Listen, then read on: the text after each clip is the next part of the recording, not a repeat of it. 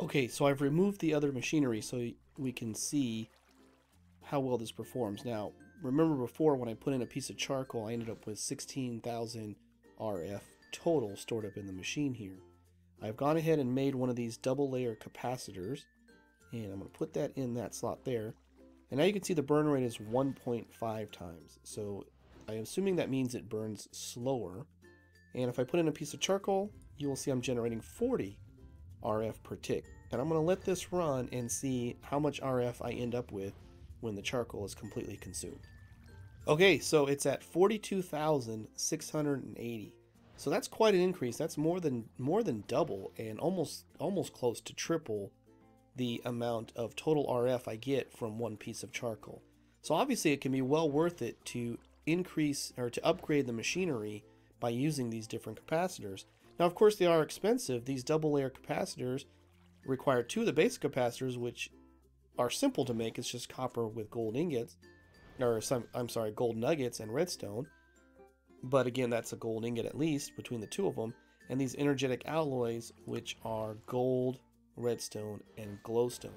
So, especially in my situation where the ores are hard to come by, they're not cheap to make, but they can be very useful in increasing the total amount of power I get. And because I have such a hard time with ores, I do want to be able to increase the power I get out of things. Now, if I take my alloy smelter and place it down here, what I thought I'd show you here, it's going to, of course, get the power from the Stirling generator. So if I take, say, 3 iron powder and, oops, did that wrong somehow. We're going to go ahead and smelt this up, and we'll see how long it takes. It's not super long period of time, as you can tell. It's going along fairly well. And it takes about, that much time right there to make the 3 iron ingots. Now, if I take the double layer capacitor, first thing I want to show you is the total amount of RF that can be stored in the alloy smelter is 100,000 RF. If I put in the double layer capacitor, that goes up to 200,000 RF. And now, if we want to cook 3 iron, and I misclicked it again, put it in there, I think you can noticeably see that it is faster. And there you go, 3 iron ingots. So again, well worthwhile to put in these double layer capacitors. Even though they are a bit pricey in the terms of the materials that you need, it does seem to be well worthwhile to increase your productivity in the sense of, on the side of the Stirling generator, being able to generate more energy per charcoal I put in there, and in the sense of the alloy smelter not taking so long in waiting for something to get smelted up. With a basic gear, which is just cobblestone and sticks, and some electrical steel being made with iron, coal powder, and silicon, I can finally make the Yeta wrench. And the Yeta wrench is the basic tool of the EnderIO mod. It allows me to shift right click and it'll take up one of these machines instantaneously instead of having to mine it with a pick and things of that nature. It also does other stuff when it comes to conduits and things of that nature, but that is the tool of the EnderIO mod, and as I always say, every mod seems to have its own tool. Now, the next thing I'm going to want to gear towards might be a capacitor bank as a way to store the power. Let me see what it takes to make those. Oh, it takes a lot of those double layer capacitors. That's a lot of redstone. I may have to wait on that. So the next thing I may have to make is the, where is it? Where are you, Mr. Machine? The slice and splice. Slice and splice. It's a very hard thing to say. Make the slice and splice, which requires all of these components. I'll make that and I'll be right back. Okay, the slice and splice, which is I still find to be hard to say. The slice and splice only makes 3 things: a zombie controller, a zombie electrode, you can see the recipes here, or the tormented Enderman head, which just sounds cool. But these 3 things are used in various other recipes. But what I want to make right now is the zombie controller. And as you can see, I need to be able to put an iron axe, and some shears in this area here. The rest of it is 2 solariums, which that's the last of my soul sand as well. That, some silicon, and some redstone, and that should start making, and it does. Now, I don't know if it uses durability on the axe and shears. It might not. But once this is done, and obviously not a long process, it does.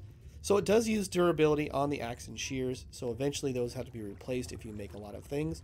But now I have the zombie controller. And why do I want a zombie controller? Well, the farming station is made with a zombie controller. It's also made with some pulsating crystals, which are made from a diamond, and pulsating iron, which pulsating iron is made from iron and ender pearls. But I think I actually have some that I found in a dungeon. I just have to make sure that I have, go back to that, the 2 diamonds I need for that part. Then I'll need another 2 diamonds to make a diamond hoe. So I need 4 diamonds total in order to make a farming station. And I'm guessing that I don't have that many diamonds. Or do I? I can't remember. I looked in my chest earlier. I do. In fact, I have 1 extra. I'm so lucky. So let me work on making a farming station. Okay, I have built my farming station, but before I can actually use it effectively, we're going to need to talk about conduits.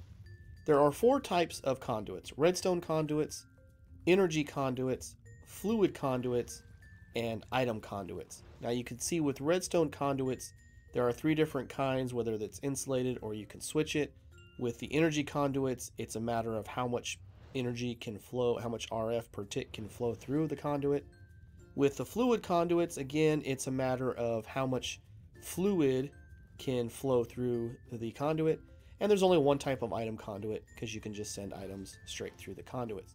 Now, the conduits are fairly easy to make for the most part. The one I'm interested in right now is the energy conduit, and it takes some of this conductive iron, and I've already shown how to make it. That's one of the alloys. It's just iron and redstone. It's very simple to make. And conduit binder. Conduit binders are made from gravel, sand, and clay, and this recipe here gives you 8. And each one of these that you cook up gives you 4 of these conduit binders. So you can make a lot of conduit binders. It's really not an expensive recipe to make. So I'm going to make some energy conduits, and I'll be right back. Okay, now energy conduits are not very difficult to understand, of course. You run energy conduits from the item that's producing energy, in this case my Stirling generator, to an item that requires energy, in this case my farming station. And I've just run them under the ground like so to cover them up. Now you can right click on the endpoints of these things and you can set it to be extract only, insert only, disabled, or in and out. But the conduits are fairly smart. Obviously they know that energy needs to go to the farming station and not to the Stirling generator. So, you know, there's some sense of not having to worry about it too terribly much. Now, once I've done that, I want to cover this back up. And I just realized that that is not exactly the way I wanted that to look, but I'm going to leave that for now, because this is not where things are going to stay anyway. Now, the farming station is fairly basic and probably easy to understand. Again, you have a spot here to put in one of the capacitor upgrades, which will of course increase the amount of RF stored in the farming station, and in this case it will also increase the range with which the farming station works. Now I believe at default with no upgrade in here, it works out to us about 3 spaces in either direction, which is what I want it for. Up here you need to put in tools, and you can see there's a space for a hoe and there's a space for an axe. If you're doing your typical farmed items such as potatoes, carrots, wheat, and things of that nature, you're going to of course want to put in a hoe in there so that it can till the ground and create the spaces for those items to be planted. And if you're doing a tree farm, which is what I'm about to do here, you're going to want to put in an axe. The axe will be used to cut down the tree. Now, ooh, it's an ender mini. I hope he doesn't attack me. I believe that the Ender Minis are part of EnderIO, or they're added by EnderIO. And that one is also an infernal one, which is not good. I'm going to avoid him as much as possible while I try to explain stuff from his mod.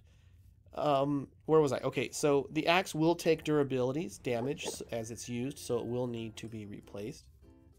Here you can see sides, southwest, southeast, northwest, and northeast. That's so you can decide what can be planted. So you could, for example, have carrots in the southwest, potatoes in the southeast, wheat in the northwest, and I don't know, sugarcane in the northeast. You could have different things planted in the different quadrants that the farming station services, which is pretty nice as well. And that's something that I'll be utilizing in the future. And then these spots here are what is used to collect the output from what the farming station does. So in my case, when it's cutting down trees, it will place the wood in these areas here.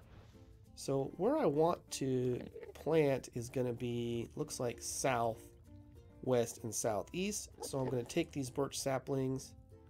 I'm actually going to make sure I'm out of the way first and go like that. And there you'll see that's starting to be placed.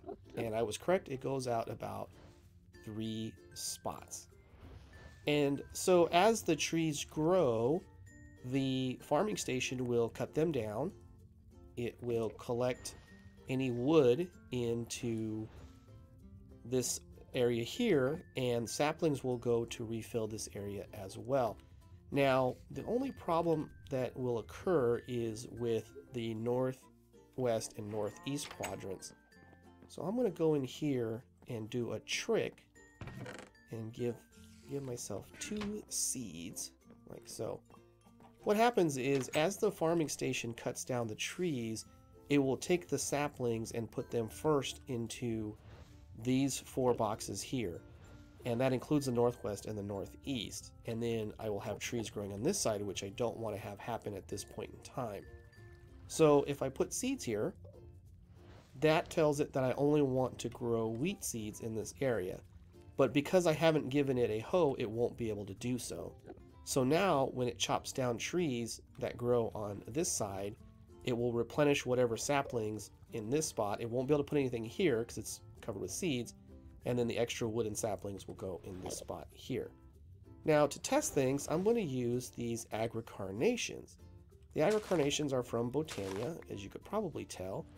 And they basically work by increasing the growth rate of any natural type items like trees or other crops and things of that nature. That guy is really scaring me.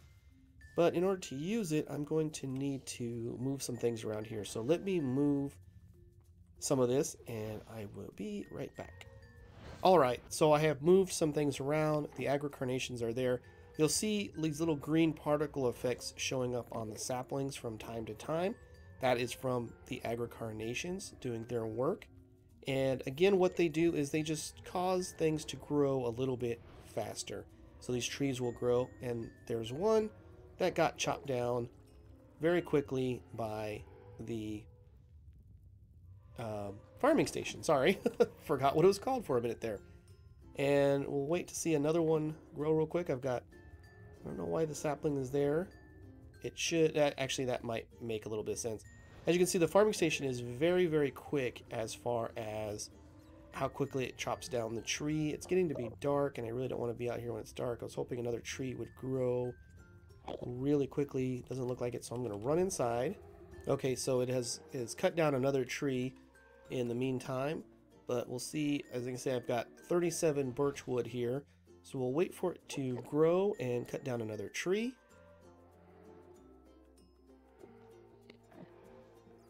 There we go. Tree has grown, and shortly tree has been cut down.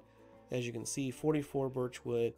The saplings are going to keep being filled up in this area here, but as you can see, my iron axe takes durability damage. It's at 206, and I should see that go down here in a bit because some trees are growing there. And is it going, maybe it won't work while I'm looking at it, I don't know. Oh, it's out of power. I forgot it's out of power. So let's go ahead and, do I have any more charcoal? I might not. I've got some charcoal there. Let's go ahead and dump some charcoal in there. Alright, so those trees went down, and you can see the durability is down to 182. So it does use up... Oh, zombie with fire. That's lovely. Okay, can I defeat him or no? I don't have a very good sword on me. At least I'm healing, that's good. I can't see him because of the fire, and no, I'm dying now. I'm dying. Where'd he go? He's in here with me. Please die before I do. Nope, he's gonna kill me. He's gonna kill me. I have a feeling. Because of the fiery thing, I think. The fiery thing is going to be my undoing. I so badly want him to die.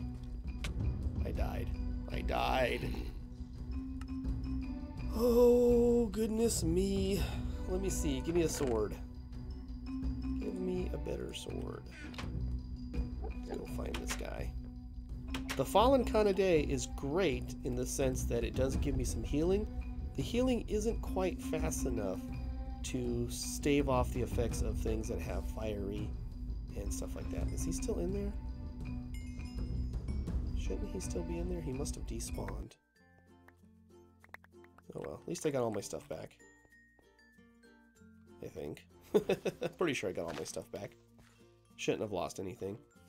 One thing with this Fallen Conduit, as I said, it doesn't always regenerate me as quickly as I might want it to. So I will maybe at some point in time experiment with making multiple Fallen Conduits and seeing if they have an effect of healing me even faster. I don't think it will, because as you can see I have regeneration 3 while I'm around this Fallen Conduit, and I don't think it could get much better than that anyway. But anyway, that's a little side note there. So as you can see, actually now my farm is getting filled up, and so what I need now is a way. Obviously the reason I wanted a tree farm pretty much first thing is because I'm going to be taking those pieces of wood, putting them into, in fact let's go ahead and do it, take these pieces of wood, put them into the alloy smelter, where they will quickly be turned into charcoal like so. And of course, currently some charcoal will have to be going back into the Stirling generator, losing my mind on what things are called. And of course, some of it will then also go to my system that I'm using for generating my ores. And that's one reason why I wanted to make sure I had a tree farm pretty much first thing, because it's going to be very important in order to keep my ore production running. But that is going to be it for this episode. I am going to work on building a greenhouse, as I said, for all my Botania stuff. And then I'm actually going to build some sort of factory type building where I will put all of the EnderIO stuff and be a little bit more tech looking. So a greenhouse for the flowers and a factory type building for EnderIO. And in the next episode, I'm going to work on building a much better solution for power. I may have to do that before next episode, depending on how well power goes with what I have now. But again, that's it for this episode. Thank you so much for joining me, and I will see you next time.